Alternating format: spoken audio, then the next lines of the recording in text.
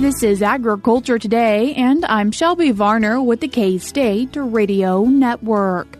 Drew Ricketts, K-State wildlife specialist, kicks off today's show by explaining what needs to be done when establishing food plots for deer. He also says what plants he has seen deer prefer from his research. K-State agricultural economist Robin Reid keeps the show rolling by reviewing recent Kansas land values and county cash rent values from the USDA. Ending today's show is K-State dairy specialist Mike Brouk with more comments on the proposed changes to all 11 federal milk marketing orders that the USDA is currently accepting public comments on. That and more is coming up ahead on Agriculture Today.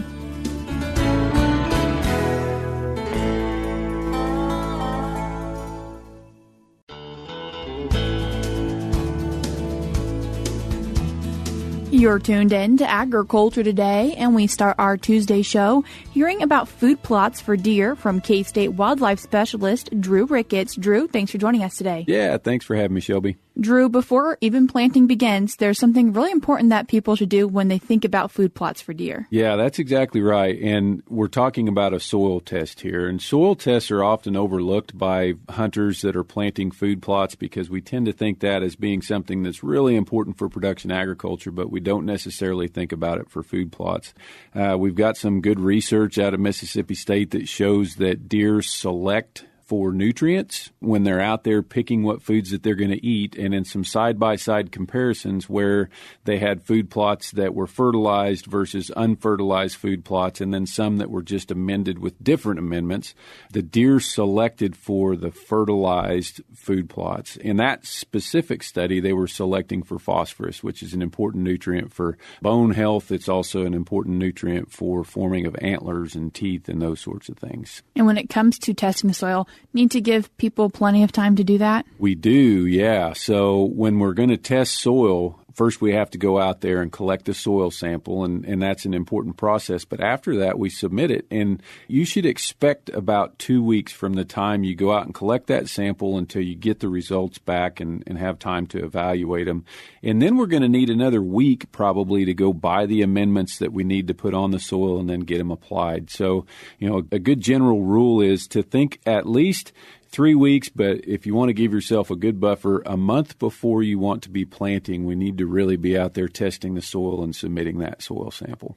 When they get results back from their soil samples, can they sometimes get more information than just what's in their soil? You can. So not only do we think about what we might want to put down for a fertilizer from those results, but we also might get some information about what plants to avoid in that food plot planting. So that same study in Mississippi also showed that deer will avoid plants that contain nutrients that they're basically at toxic levels from their diet in the surrounding landscape already.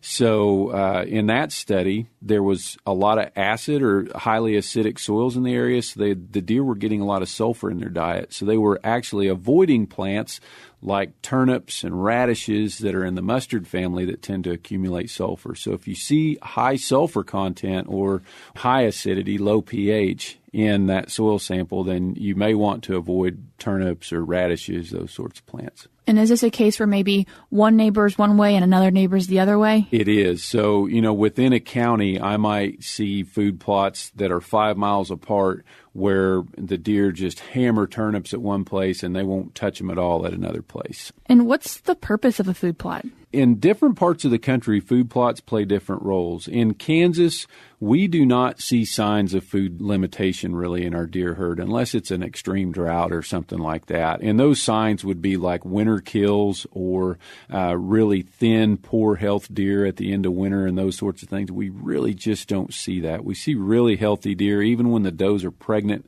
in February. So we don't see signs of food limitation. So really the role of a food plot is to get a deer in a spot where we want it to be and have it be more likely that it's there when we're going to be there. So they're hunting plots, really. Are there locations that are better than others when it comes to establishing a food plot? There can be, yeah. So if we're thinking about putting a food plot out, we want to put those plots in places that are easy for us to access.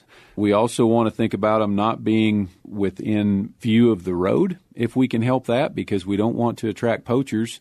We also want to put them close to normal travel corridors for deer. So if we've got a couple of drainages that come together on a property from different directions, that confluence of the drainages might be a good place. We think about places that already have high deer activity so that they're not having to go way out of their way to find this food plot that we're putting out there. What are a few other things people might want to think about when establishing a food plot? If we're putting in food plots, is trying to avoid breaking sod. I know that's not necessarily something that people think about a lot of times when we're thinking about hunting, but it's not uncommon for me to meet with folks who bought the land and the sole purpose is for hunting.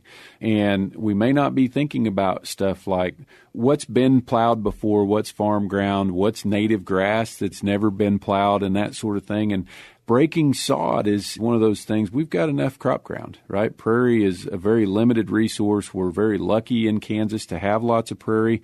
And from being a good land steward standpoint, we don't want to break more sod. But it can also maybe affect our eligibility for cost share programs that we might want to be in, like the CRP program. If you end up being classified as a sod buster, well, you may be in violation of a CRP contract that you have on that property or even a property somewhere else. When it comes to establishing those food plots, what might people want to put in it? So crop selection's a really important thing. And because this is going to be a hunting plot, and that's the most important role for it, we want to make sure that we've got a crop that's green and attractive to the critters during the time of the year when we want to go out there and interact with those critters in that spot. Turnips can be highly attractive for a long period of time, sometimes in the right place at the right time. It's not one that I generally recommend, though, because it's such a site-specific thing.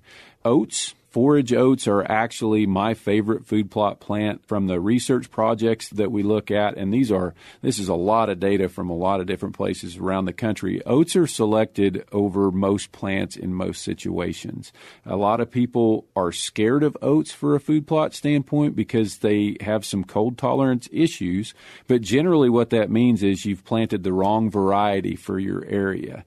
For Kansas, Jerry oats, that's Jerry would be the variety. Jerry oats are a very cold-tolerant variety that do very well in Kansas. Last year around Manhattan, I planted some at the end of August or early September, and they were green from October all the way through March. And we had pretty rough winter last year with some long cold snaps. So that's a plant that's probably not super available on the landscape that deer like to select.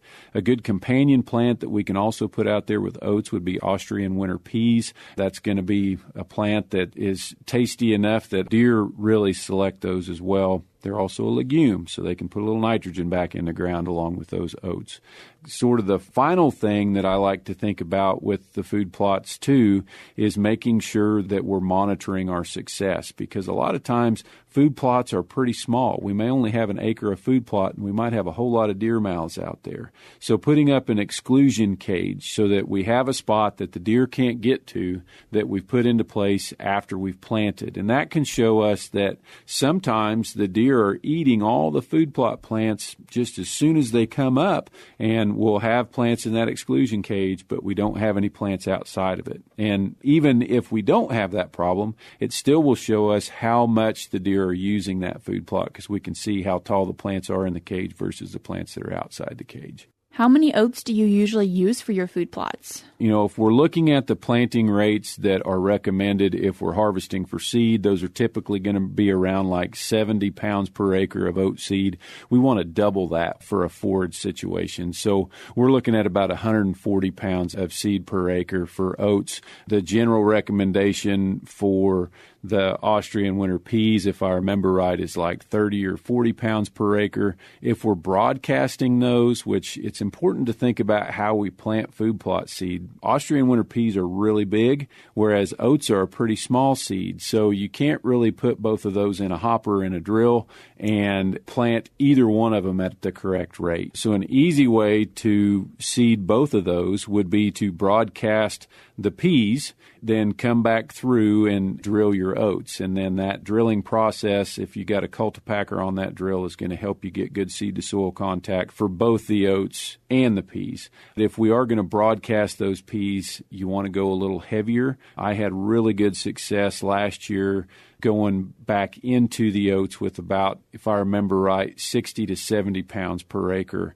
of the winter peas. So that gave me a good stand, both of the oats and the peas out there. Drew, if people have any more questions when it comes to food plots for deer, what are your recommendations? You can always reach out to your extension agent. You can reach out directly to me. Kansas Department of Wildlife and Parks has private lands biologists that are assigned to every county throughout the state. If you just do a quick Google search for KDWP Biologists, and you can find the name of your biologist and their contact information, you can reach out to them.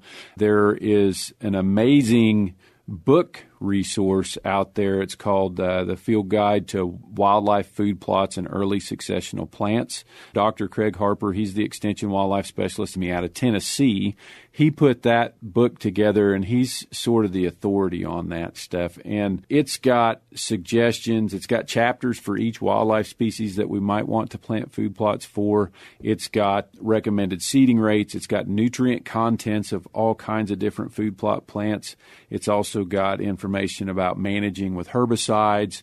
One of the cool things about it is it's got a field guide in it to a lot of the native plants or the weedy species that we might see that deer and other wildlife actually eat. And then we can also see the nutrient contents of those species and how palatable they are and how much deer select them in different situations too. So it's currently being revised, and you may or may not be able to find a copy of that from the last printing, which was a couple of years ago. But he says that the new version will be out by the end of 2024, and I highly recommend that resource. That was K-State Wildlife Specialist Drew Ricketts. I will link the resources that he mentioned in today's show notes on agtoday.net. We're cutting to a short break now, but stick around because we'll have more for you ahead.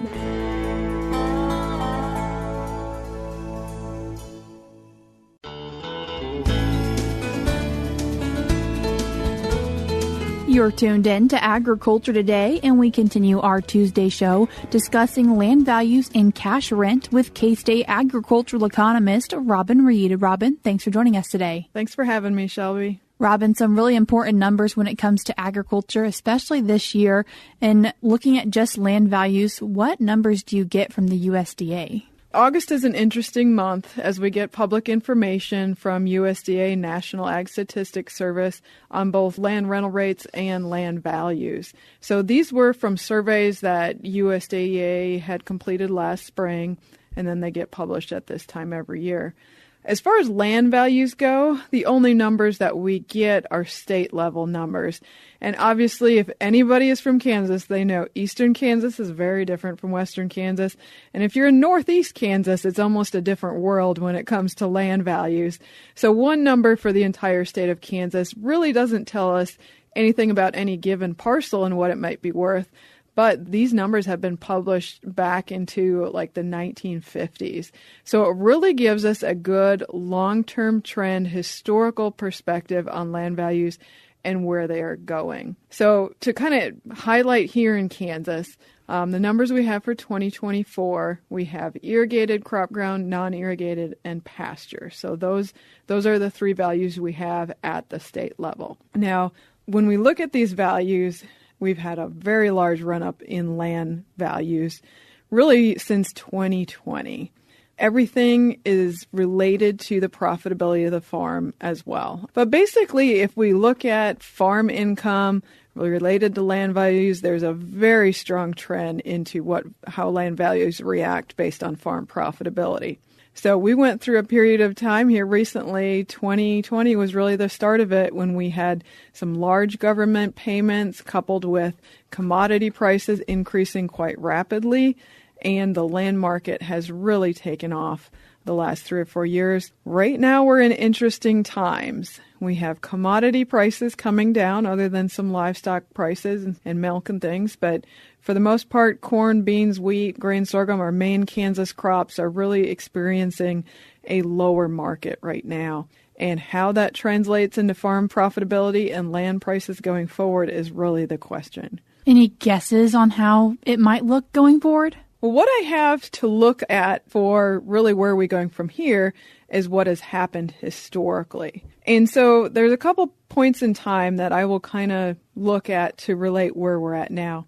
Obviously, everybody's worried about the 1980s. And to just give that some perspective, so when we were building up to the 1980s, if you look at the year-over-year increase in land prices, there was a 10-year period that land prices increased going up to the period of 1981 when they started decreasing. And when I'm saying increasing, 7 out of those 10 years were double-digit % increases. So we were moving quite rapidly for quite a long time. So just to put some dollar figures to that, if you want to know the context, so we went from a value in 1972 of $174 per acre, seems very, very low, obviously, and that increased to $619 per acre in 1981. So in that period of time, we really increased. Now, when 1981 hit, we had 3 years of downtrending values. So compare 3 years of downtrend, that was after 10 years of uptrend. We lost 42% of our land value in those 3 years, is what made it really, really difficult. But it was only those 3 years, and then we did start actually picking up again. Let's fast forward that a little more recently to the last time we were in this kind of upward trajectory that was quite steep, and that was from 2010 to 2014. We had some really good profitability, we had some very increasing land prices, and then when we hit 2015, we were in the same scary place. Are we going to see them fall again? And just putting some numbers to that increase. So in 2010, our average dollar land value here in Kansas was $1,060, and it increased, ironically, to $2,060 over that 4-year time frame. So that almost doubled, 94% increase. The next 5 years of decline, we only lost 10% total over those 5 years. So I would say we actually held quite steady. You know, where are we going to go now? This is exactly where we're at, where we were back in 2014. Lower net farm income, lower profitability. What's going to happen with land prices? My hope is that we'd repeat recent history and just kind of level off the land market, maybe come down a little bit. 10% over 5 years isn't really that much. I don't anticipate us going back to that losing 42% of our land value over 3 years is what the context of the 1980s would have been. Are other states seeing the same things? I think this trend is going on all across the Midwest and the plains here. Really, the interesting thing about Kansas compared to other states is just we've been increasing faster than other states the last 3 or 4 years. So if you look at the states, the I states, Iowa, Illinois, they have really high land values compared to Kansas. But on a percentage terms, both in pasture and in cropland, we have been increasing quicker year to year than the other states have. So again, with the data that was just recently released here in 2024, that trend is still continuing, that Kansas is increasing more than other states. And we're about an 8% increase from 2024 to 2023. How do land value prices compare to cash rent prices? So this is, an interesting dynamic because typically when we have land prices going up so quickly, cash rents don't tend to follow on the average. Now, negotiating a new cash rental rate in the last few years, you probably had to be pretty darn aggressive to actually be competitive and get a piece of ground in a new rental agreement. But on average, a lot of these agreements are negotiated every 3 years, 5 years, maybe even a lot longer than that. So the average cash rental rate slowly increases, but doesn't keep up with the land market itself. And that's why we've seen really for the last 20 years this trend in what I call the rent to value ratio. So what could you cash rent the piece of ground for versus what it's worth to purchase it on the market today? So when you look at irrigated ground, we used to be able to cash rent that for about 6.5–7% of what it was worth. These days, that's down to 4–4.5%. And then if we look at non-irrigated crop ground, again, 20 years ago, we might be at 5–5.5% return on cash rental rate versus what it's worth. That's down to about 2% these days. And pasture's even worse. So we're actually down to about 1%. And again, that is what the parcel is worth versus the cash annual rental rate that you can get for it.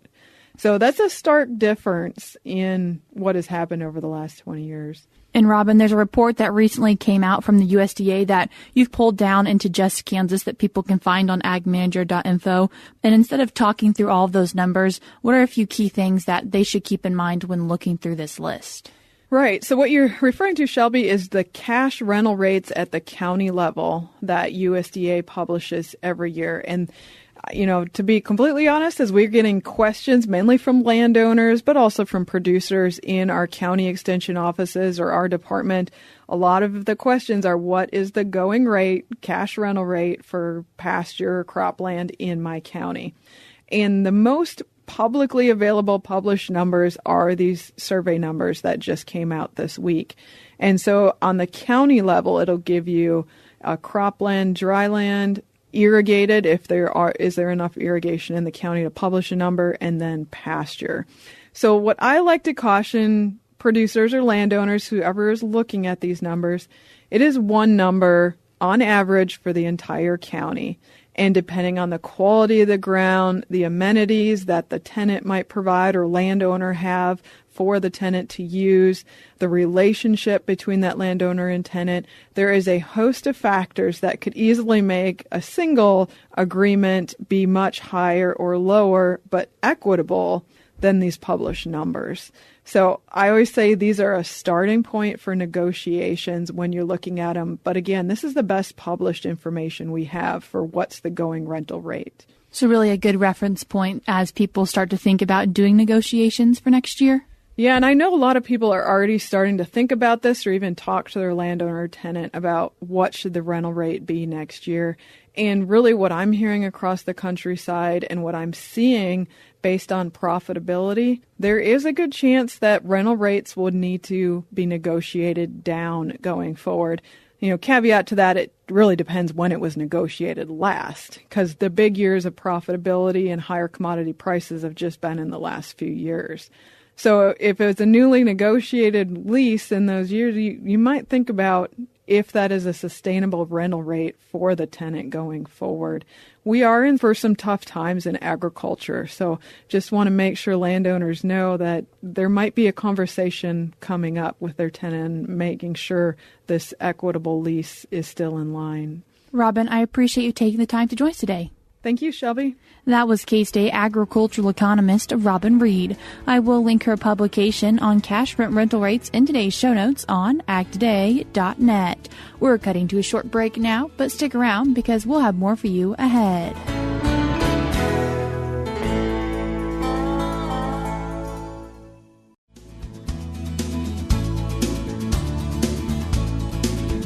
This is Agriculture Today. Along with Shelby Varner, I'm Jeff Wickman.